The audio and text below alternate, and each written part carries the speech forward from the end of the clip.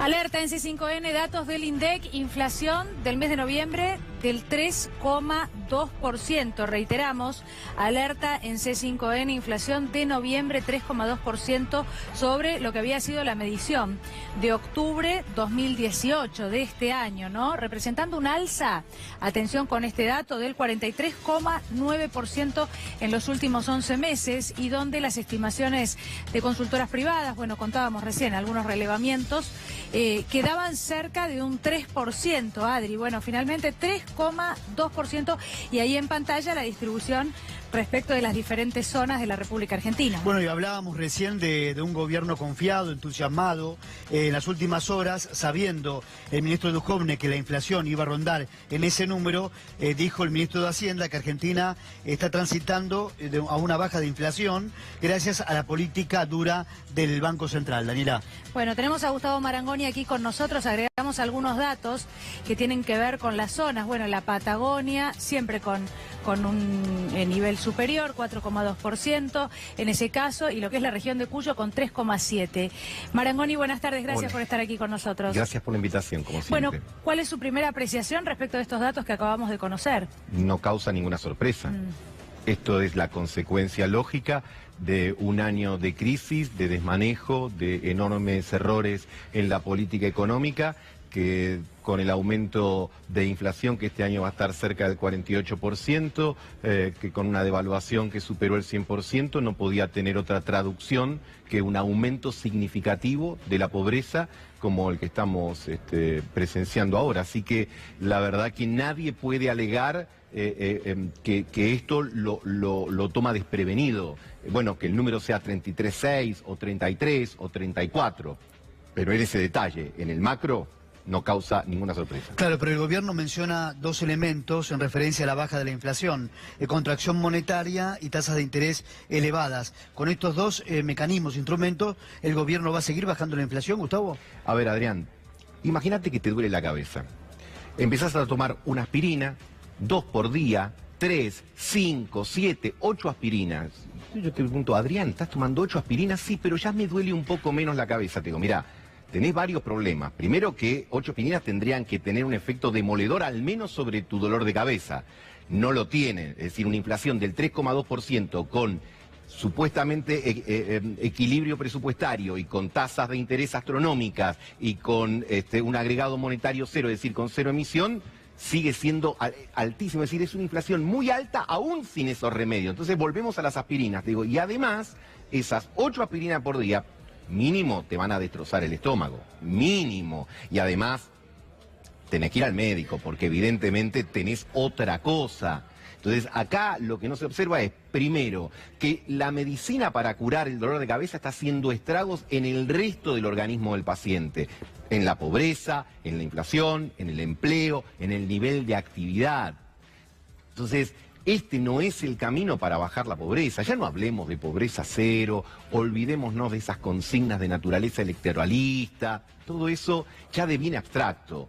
Estamos hablando de que continuar por este camino, desatender la economía real, pensar que con tasas que superan el 60%, que están en el orden del 80% para las pymes, etcétera, vos vas a lograr dar vuelta sustantivamente estos resultados, me parece que como mínimo es ingenuo. Marangoni, usted acaba de introducir la cuestión electoral, ¿no? Se viene un 2019, un año de campaña.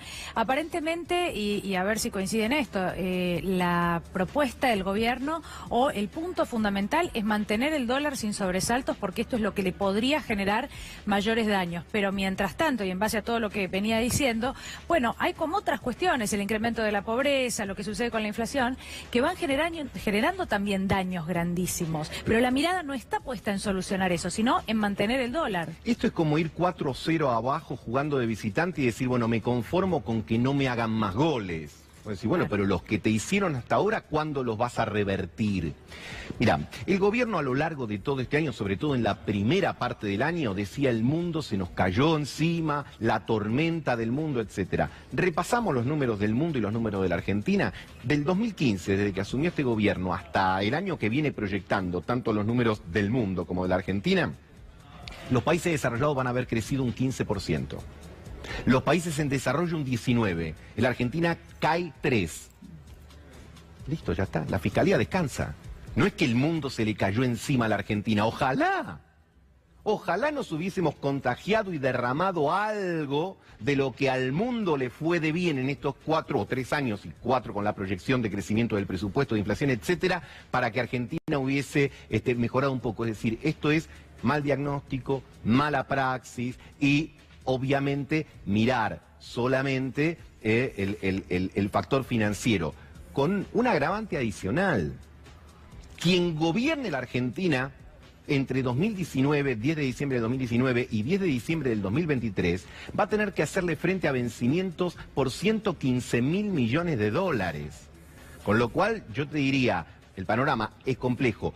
Seguir por este sendero agrava los problemas, no los soluciona. Ahora, si hablamos de los mercados, y esto tiene que ver con el riesgo país que subió esta semana, hay incertidumbre entre los mercados porque a partir del 2019 no saben si va a ser Macri reelecto o algún otro presidente de otro signo político va a gobernar el país, ¿no? ¿Hay incertidumbre electoral, sobre todo hoy en los mercados? Imagínate vos aquellos que le prestaron a la Argentina 120, sin contar el fondo, 120.000 millones de dólares. Ven los números, ven las exportaciones, ven que la cosa está con estos indicadores que ustedes están comentando ahora y obviamente que empiezan a estar preocupados.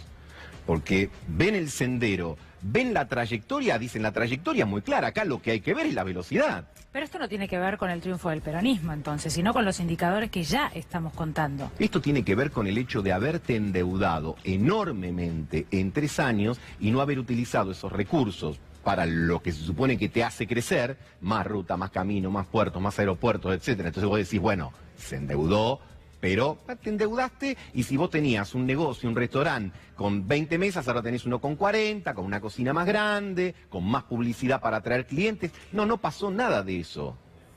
Vos te redujiste, echaste clientes, eliminaste cualquier tipo de promoción, la calidad de la comida es peor, y el que te prestó la plata dice, epa. El gobierno Marangoni dice que esto tiene que ver con temor a que vuelva Cristina, o sea, en estas palabras textuales, por eso, a ver, nosotros todos los días hablamos de indicadores que no tienen que ver con un regreso del peronismo, sino con las medidas de este gobierno también. ¿Te acordás que ya las cosas pasan tan rápido en Argentina, pero hace cosa de un año y medio, se había puesto de moda que una frase del jefe de gabinete que decía háganse cargo, y después la militancia del gobierno hizo remeras con... Esa remera es el mensaje que hoy habría que darle al gobierno, hay que hacerse cargo. Después de 3 años, después de haber incrementado la deuda de manera exponencial, después de prometer pobreza cero y encontrarse con los indicadores que tenemos hoy, después de la pérdida del salario, ya está. Porque si la culpa antes era por antes y ahora por lo que vendrán, entonces gobernás y no te haces cargo de nada. Entonces, hacerse cargo de los errores es terminar con la tormenta del mundo, porque está demostrado, como dijimos recién, que no hubo tal tormenta porque se localizó acá solamente. Las políticas de endeudamiento, las políticas antiproductivas, las tasas de interés, me parece que hay muchos mensajes elocuentes respecto a que esta no es la ruta. Seguís perseverando por la ruta 3 con la pretensión de ir a Mar del Plata y ves que todos los carteles te dicen bienvenido a otro lugar o faltan X kilómetros para llegar a otro lugar, no a Mar del Plata. Entonces, si tenés el empecinamiento de decir no, yo sigo por acá porque en última instancia el mundo es redondo y llegaré, bueno, vas a dar una vuelta larguísima, vas a desgastar a todo el mundo y vas a seguir obteniendo resultados de esta naturaleza. La pregunta es, la inflación para el año que viene prevista es del orden del 23 al 25%.